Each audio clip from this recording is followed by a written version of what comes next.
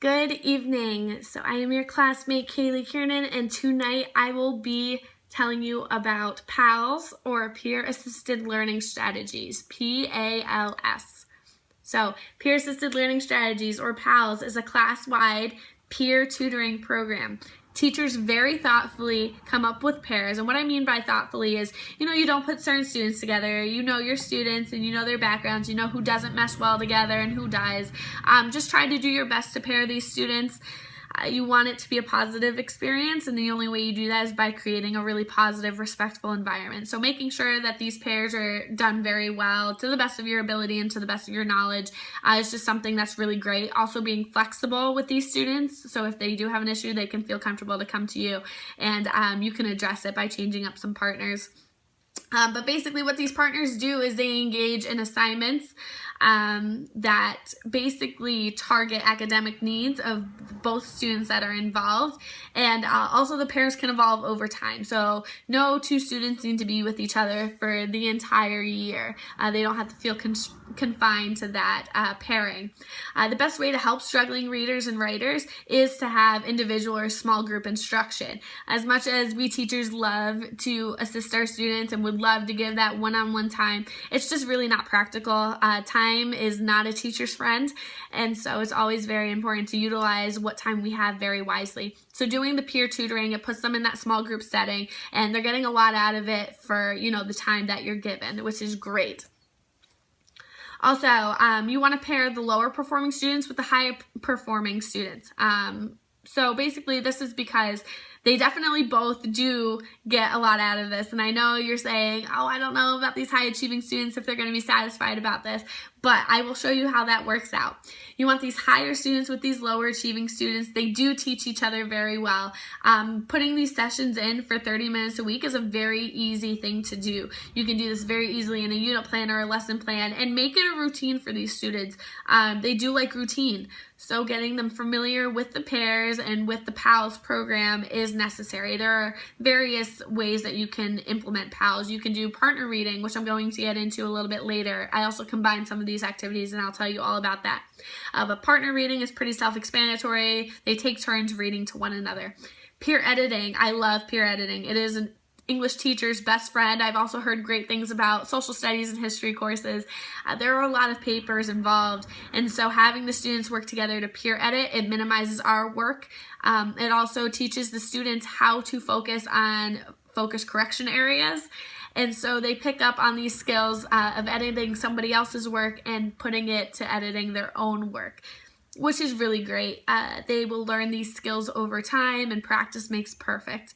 So I always tell my students it's easier to pick out, the mistakes in other kids' work than it is yourself. You think that you're perfect at first, but they like to learn that, maybe their writing isn't so perfect as they thought, and this is a great way to learn the skills that they'll need to have that critical eye when evaluating their own papers.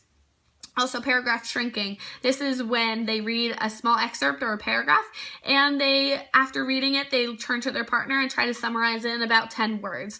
It makes them pull out these key ideas, and what information is really important is those critical thinking skills once again. Literary predictions. This is when in a piece of literature, they look at what they've learned so far about the story, the plot, the characters, and they try to make predictions about what's going to happen next. They love doing this because they love being right. So any opportunity that you give them to, possibly be right or guess ahead or, look really smart, they love that. So they'll come running up to me after class and be like, Miss Kiernan, I knew exactly what was going to happen. And, and that's always great to see them excited, especially about reading. So also retelling. Retelling is pretty obvious too. They read a piece of literature and then they tell their partner exactly what they've read. It's very good to also use in papers when they're reading somebody else's paper. If they didn't understand the main topic or the takeaway, then they can look at their partner and say, I'm confused. And that will be really good to help the other partner kind of switch up their strategy or look back or try to add details and make their writing more clear. Points can also be awarded. So if you want to be competitive or make your students more driven and engaged, I've seen a point system being used, and that's always great. My school, we use a positive behavior program. They're called star cards. So when I see someone just kind of going out of their way to explain something or really improving on something, I always give out my star cards. The children really get into that. They benefit from it. So using that positive behavior program within your own school is definitely a great tool to use to motivate these students and keep them engaged. Like I said, it is positive for both students. I told you that I was going to talk about this. So critical, educational conversations and debate that goes on. They're wonderful to watch. These kids, they engage in conversation. It's probably the best way to learn also. They get to go a little bit back and forth. They have different opposing ideas. And I always say, like, a good, respectful academic debate is healthy. So they really take advantage of that. Any kind of, argument that they can get away with, they'll go for right away, especially at the secondary level. So they love the academic conversation. Also, they're taking ownership of their own education. So I didn't know that this would work. I always heard it in my college courses, but I wasn't sure that these kids would actually care. But proven me wrong. They actually really do enjoy kind of flipping the script and becoming the teacher and taking that pride and ownership. When you set high standards, they tend to meet them and surprise you. So it's really great. It's very rewarding, not only for the students, but also for the teachers. How I implemented this in my own classroom. So the students love working in partners. They think that they're actually doing less work. Not so. These critical thinking skills, these conversations that they're having, these pieces that they're reading, it all pushes their critical thinking, their higher order thinking skills. Sorry, this is my dog who is going down on the floor, please. Thank you. Sorry about that. So these critical higher order thinking skills, they're using this more with working with one another than they would get individually from any worksheet. So I partnered up A and B. We'll say student A, student B. I pair them up and they take turns reading. So they read to one another and it's timed for 5 minutes. I have a timer that goes up on the smart board. I can find it on a website. It's done very well. So they get to see, how much time is left, especially for some of the anxious readers or the people that don't really enjoy reading. It's only 5 minutes, but for them it feels forever. So you'll get the moaning and groaning, just calm them through it. Normally you want to do the reading maybe a little after they've worked with their partner for a little longer because it is kind of nerve-wracking to read to somebody else, especially for the first time. So just be mindful of that. Maybe have this activity later on while you've done some other PALS activities together in the partners already. So they read to each other for 5 minutes. It's, 5 minutes for one person, so 5 minutes for A, 5 minutes for B.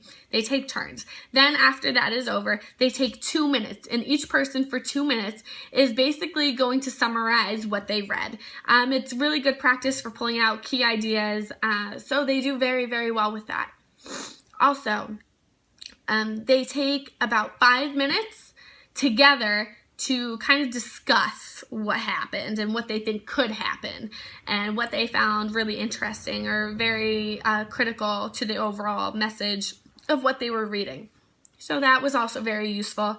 Once again, they did very well with this activity. I was able to use Google Classroom and they created a Google Doc to write down notes.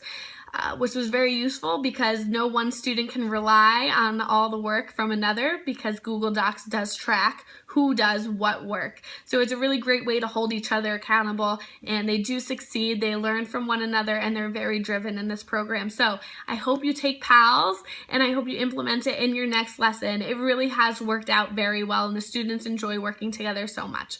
I will have a link on Moodle that will have it will basically have a link to this actual presentation. I have written down exactly what I've said, so that should be very useful to you. And I have 3 questions for you guys to answer also on Moodle, so take a look at that. Any questions, just email me, feel free. Thank you so much.